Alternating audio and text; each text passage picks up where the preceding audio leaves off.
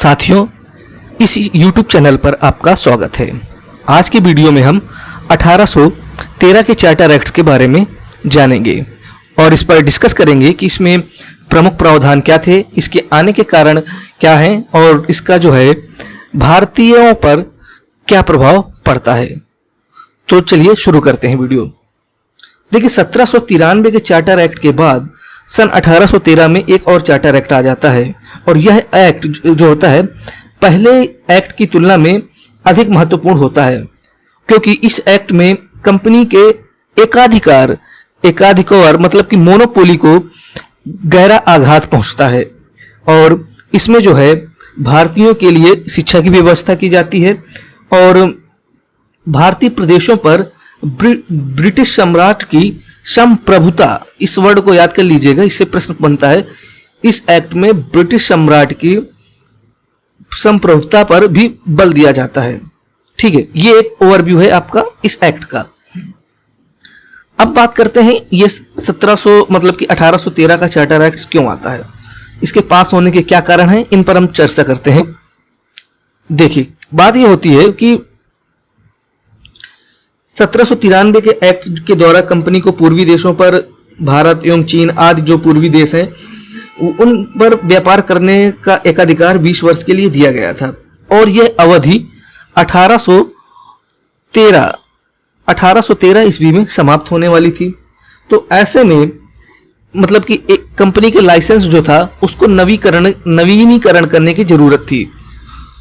तो इस मांग को इस नवीनीकरण करने के लिए कंपनी के जो सदस्य हैं, कोर्ट ऑफ डायरेक्टर हैं, वो सभी एक संचालक हैं जो नवीनीकरण के लिए संसद से प्रार्थना करते हैं कि वो जो है उनको जो लाइसेंस आगे और रिन्यूअल किया जाए आगामी 20 सालों के लिए जितना भी हो सके, और जो उनकी जो मोनोपोली है उस पर वो बरकरार रखी जाए। यानी कि कंपनी की क्या मांग रहती है कि व्यापार की जो अवधि है वो बढ़ा दी जाए और मोनोपोली वो जो है वो बरकरार रखी जाए। लेकिन इन दो मांगों में क्या होता है, एक मांग तो पूरी हो जाती है कि व्यापारिक उसकी जो अवधि है वो बढ़ जाती है आगामी फिर 20 सालों के लिए, लेकिन जो है ये मोनोपोली जो है उसकी बरकरार नहीं रह पाती है और इसमें उसका एकाधिकार समाप्त हो जाता है केवल चीन और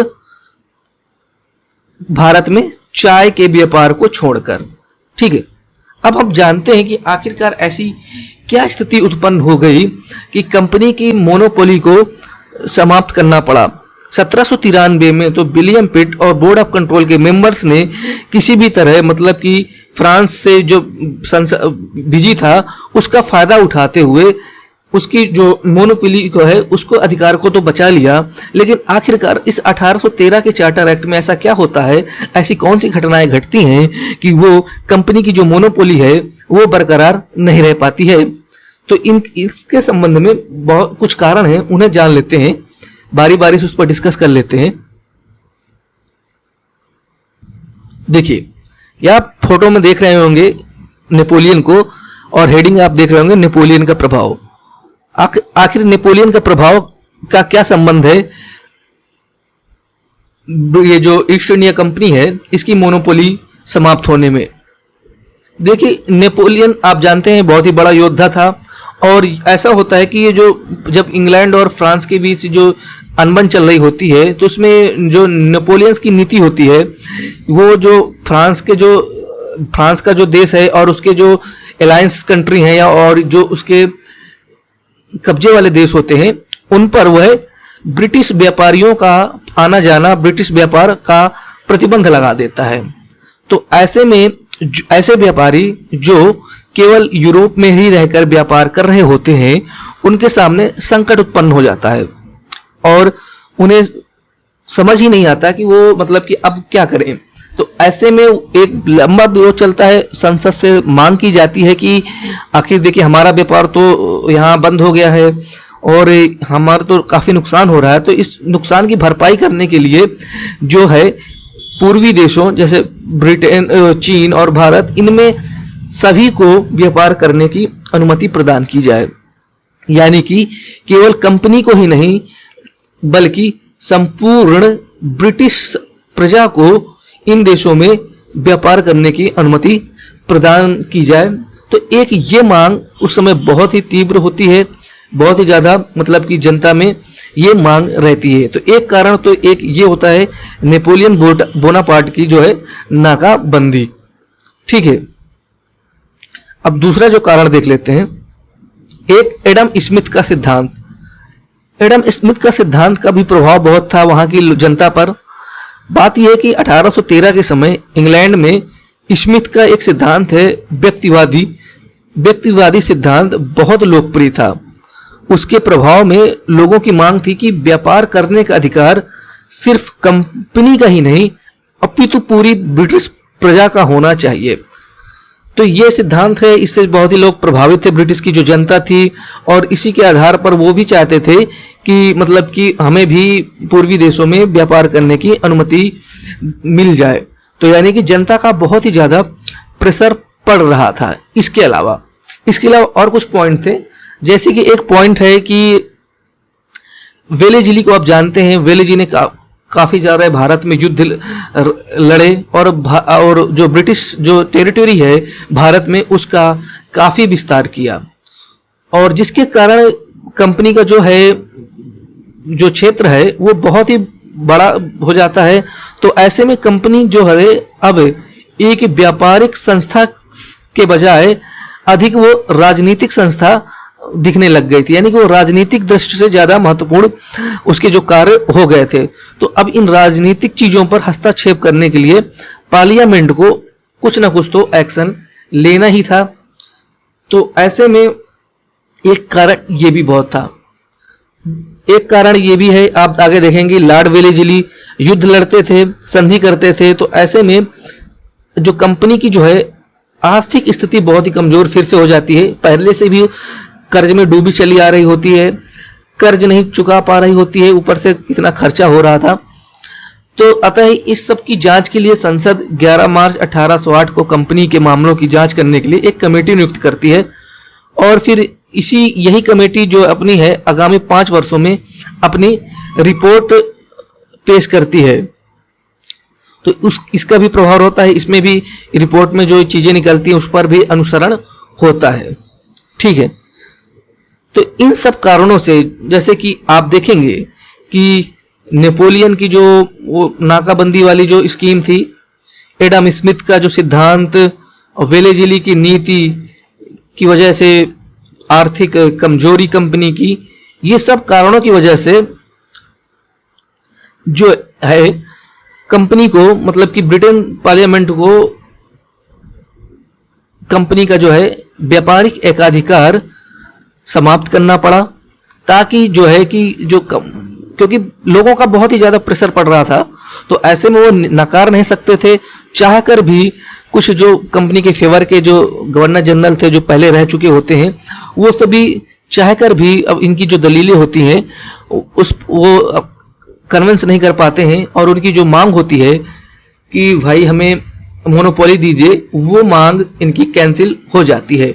तो सबसे बड़ा इस एक्ट का जो प्रावधान था, जो प्रश्न भी बहुत ज़्यादा पूछा जाता है कि जो ब्रिटिश संसद का ने कंपनी को आगामी 20 वर्ष के लिए भारत के साथ व्यापार करने की आज्ञा तो दे दी, लेकिन वो व्यापारिक एकाधिकार को समाप्त कर दिया जाता है, क्योंकि और सभी अंग्रेज व्यापारियों को भारत में व्यापार करने की आज्ञा दे दी जाती है।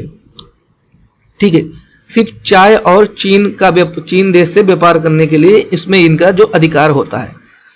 लेकिन ठीक है भाई, सबको राइट मिल गया कि सबको अधिकार मिल गया कि सभी भारत में व्यापार कर सकते हैं, लेकिन ऐसा नहीं था कि किसी को सपना आया कि मुझे भारत में बिजनेस करना है और वह कल उठा और चल दिया भारत की ओर व्यापार करने के लिए। ऐसा नहीं था, इतना आसान भी नहीं था। उसके लिए प्रॉपर आपको रजिस्ट्रेशन और मतलब कि लाइसेंस लेना पड़ता था, और परमिट भी लेना जरूरी होता था। तो पहला जो लाइसेंस मिलता था यह संचालक मंडल से मिलता था। ठीक है, पहले संचालक मंडल से लाइसेंस लेना पड़ता था। अगर संचालक मंडल जो है अगर इनकार कर देता है या आनाकानी करता है कि हम भाई नहीं लाइसेंस देंगे, जाहिर सी बात है कि वो चाहेंगे कि कम से कम लोग उनके सामने आए। तो वह जो है जिसको व्यापार करना है वह नियंत्रण मंडल से भी यह लाइसेंस प्राप्त कर सकता था। यानी कि जो लोग व्यापार करना चाहते हैं, ब्रिटिश के लोग, उन्हें लाइसेंस लेकर ही व्यापार करने की अनुमति थी। ठीक है, ये दो चीजें आपने देख ली।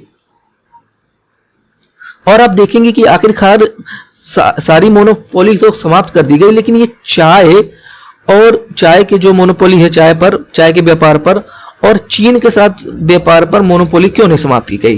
तो बच्चों इसका भी एक रीजन होता है, क्योंकि अगर सारी मोनोपोली मतलब कि एक साथ खत्म कर देते तो फिर ब्रिटिश जो ईस्ट इंडिया कंपनी है उसको अपना खर्चा निकालना बहुत ही मुश्किल हो जाता, और इतने ज्यादा जो एम्प्लॉय थे उनको सैलरी देना, वो सब देना मुश्किल हो जाता।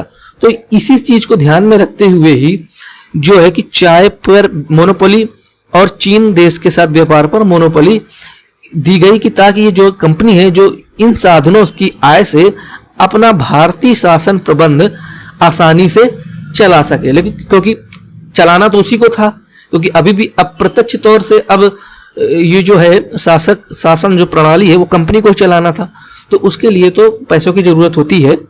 तो इसका इंतजाम इन दो चीजों के माध्यम से करने के लिए ये मोनोपोली उन्हें दी जाती है। ठीक है, आपने इन दो चीजों को समझ लिया काफी डिटेल से। अब आगे देखते हैं और क्या प्रावधान किए गए। इस एक्ट में यह भी प्रावधान किया गया कि अब जो इंग्लैंड के यानी ब्रिटेन के जो ईसाई धर्म गुरु हैं उनको भारत में प्रचार प्रसार की अनुमति दे दी जाती है। यानी कि अब वो भारत में धर्म प्रसार कर सकते हैं।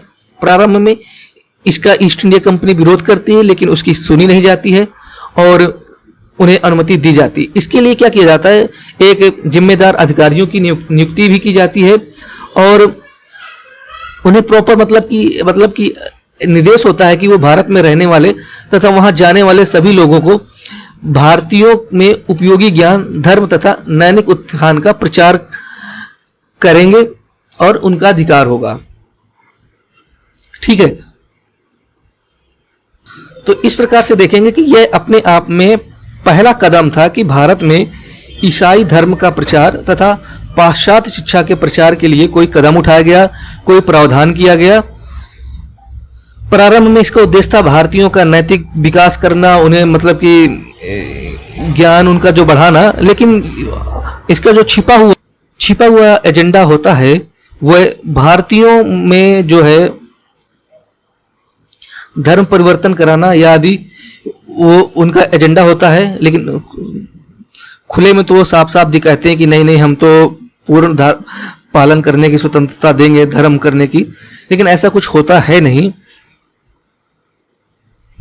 वो जो है जो ईसाई धर्म गुरु हैं वो अपने छिपे एजेंडे पर लगे रहते हैं।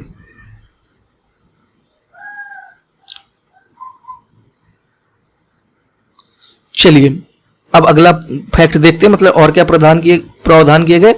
तो इस एक्ट में बच्चों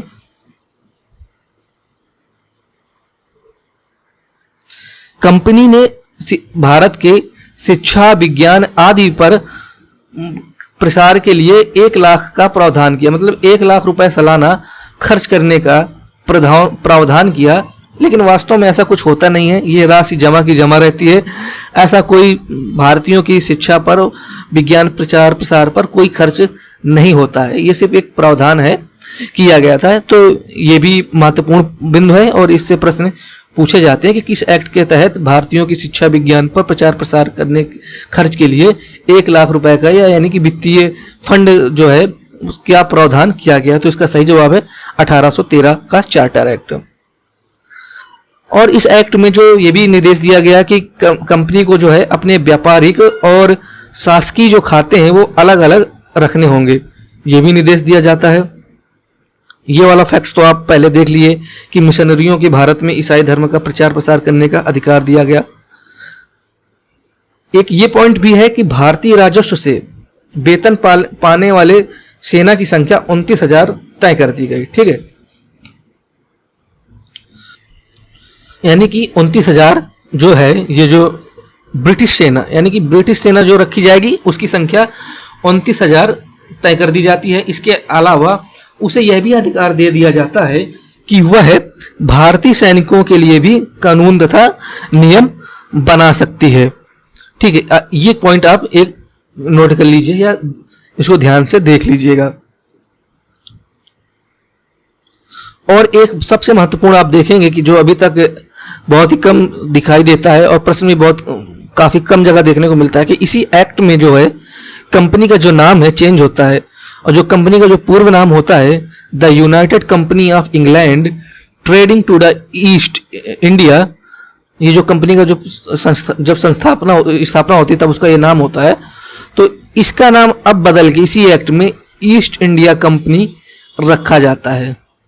ठीक है, ये मतलब कि ये भी एक इसमें एक जो फैक्ट है ये भी रहता है। इसके अलावा ये ही इसके जो प्रमुख थे और जो फैक्ट थे, और छोटे छोटे कुछ प्रावधान किए गए कि भारत में जो है दास प्रथा का समाप्त करने के लिए कदम उठाए जाएं।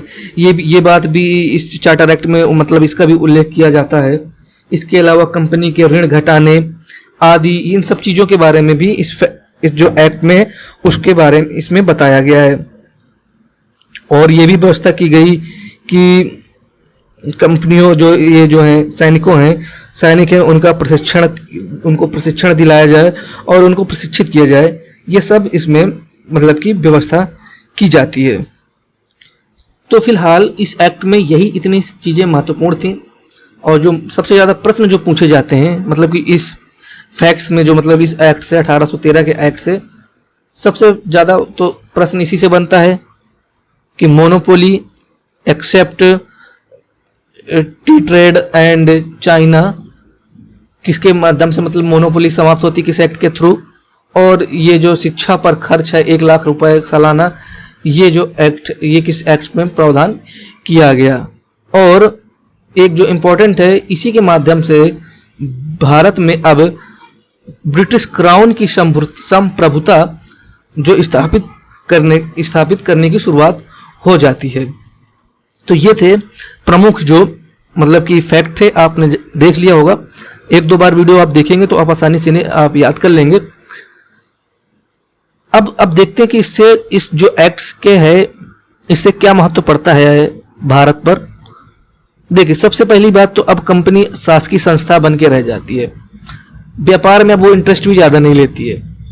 तो अब वो देखते हैं, अब वो सिर्फ शासकीय संस्था बनकर रह जाती है और उसकी नीति रहती है ज़्यादा से ज़्यादा जो है टेरिटरी जो सीमा है उनका विस्तार करना, और वही जो चीज़ें होती हैं शासकीय व्यवस्था में उन सब चीज़ों पर उसका ध्यान होता है। दूसरा बड़ा प्रभाव होता है ब्रिटिश पूंजी में वृद्धि।